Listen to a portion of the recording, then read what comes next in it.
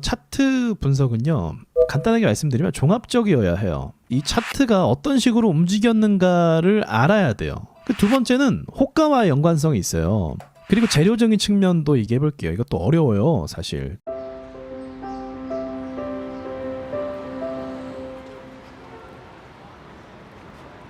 차트 분석은요, 간단하게 말씀드리면 종합적이어야 해요. 그러니까 차트만 신뢰하는 것도 안 되고, 차트에 무슨 비밀이 있는 것처럼 또 그건 아니고, 또 재료만 봐도 안 돼요. 그러니까 이 두 가지가 적절하게 조화를 이루면서 함께 봐야 되는 부분이죠. 그리고 차트 분석할 때 제일 중요한 거 몇 가지를 찍고 얘기할게요. 과거 데이터가 제일 중요해요. 이게 무슨 말인지를 말씀드릴게요. 과거에 이 차트가 어떤 식으로 움직였는가를 알아야 돼요.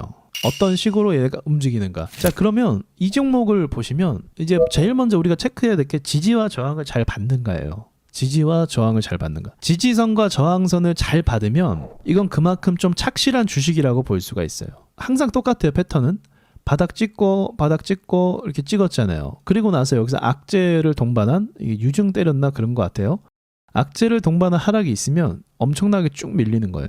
그러다가 이게 회사 존폐에 관련된, 이 회사가 뭐 망하고 그런 악재가 아니면 이제 회복을 하는 부분이 있지만, 우리가 어쨌든 차트 분석하는 데 있어서는 이 회사가 어떤 식으로 올라왔는지 이 차트 분석을 잘 해야 됩니다. 그러니까 과거에 있던 그 데이터를 우리가 잘 분석을 해야 되는 거예요. 그게 되게 중요해요. 그 과거에 지지와 저항을 잘 받았는지, 그랬던 주식이 다음에도 지지와 저항을 잘 받는다. 이게 차트 분석할 때 첫 번째. 두 번째는 호가와 연관성이 있어요. 이건 무슨 말이냐면, 호가층이 굉장히 얇아. 그러면 지지선이 잘 무너질까요?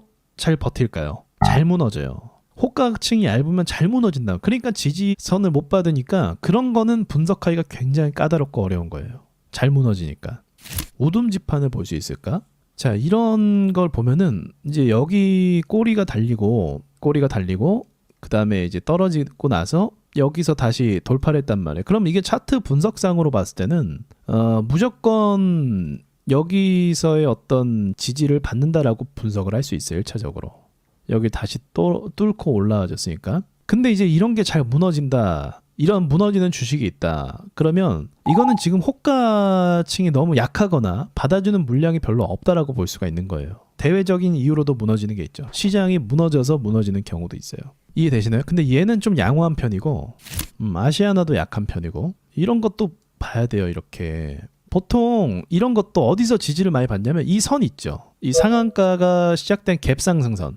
자, 갭을 이렇게 띄었다는 건 이 시초가에 매물이 많이 모였다는 거예요. 그리고 나서 전날 이 꼬리에도 매물이 많이 있겠죠. 고점이니까. 이 고점이 여기에 꼬리에 매물이 많이 있겠죠. 근데 여기 시초에서 띄어서 갔죠. 그러면 여기서 이 안 밀리고 출발한 자리가 되는 거예요. 안 밀리고 출발한 자리. 근데 이게 여기서 지켜주는 게 맞아요. 분석상. 근데 이렇게 밀린 거 시장 영향도 있어요. 근데 이게 호가가 또 약해서 이렇게 밀린 부분도 없지 않아 있다는 거죠. 그 다음에 여기 보시면 다시 올라왔을 때는 여기를 지켜가는 게 또 보이시죠. 그러니까 의미 있는 자리인데 일시적으로 깨버리는 이런 일들도 막 일어난다는 겁니다. 그러니까 이런 걸 봤을 때 어떤 종목은 지지선을 잘 밟지 못하고 또 어떤 종목은 밟고, 이런 것에 대한 그 원인과 이유를 여러분이 찾을 필요가 있어요.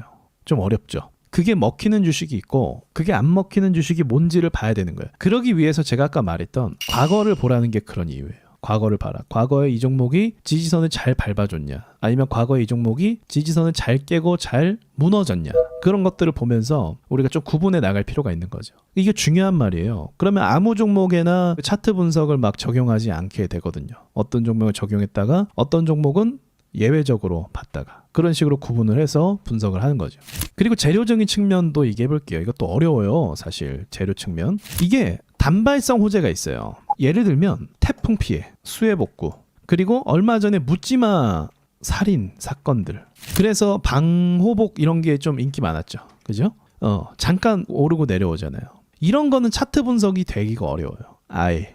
예외적인 상황이 되는. 이때 이제 뭐 문제가 많으니까 이제 CCTV 같은 거 주목받아서 코맥스 이런 종목도 올라갔었고. 근데 하루만 올라가고 말잖아요.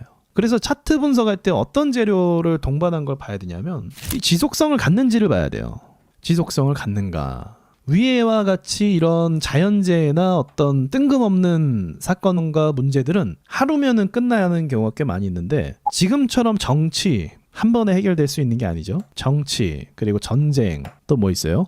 반도체. 이런 건 하루아침에 사라지는 재료가 아닌 거잖아요. 그럼 차트 분석을 어느 영역에 맞춰서 할 수 있는가? 지속성을 갖는 재료에 한해서 차트 분석을 해야 되는 거예요. 근데 저는 이제 한 가지 이게 어려운 게 그럼 뭐냐면 빈대는 이게 뭐 우리가 단순히 생각하기로 벌레 때문에 나라가 계속 떠들썩하고 벌레 때문에 주식이 오르고 뭐 이거는 상상하기 어렵잖아요.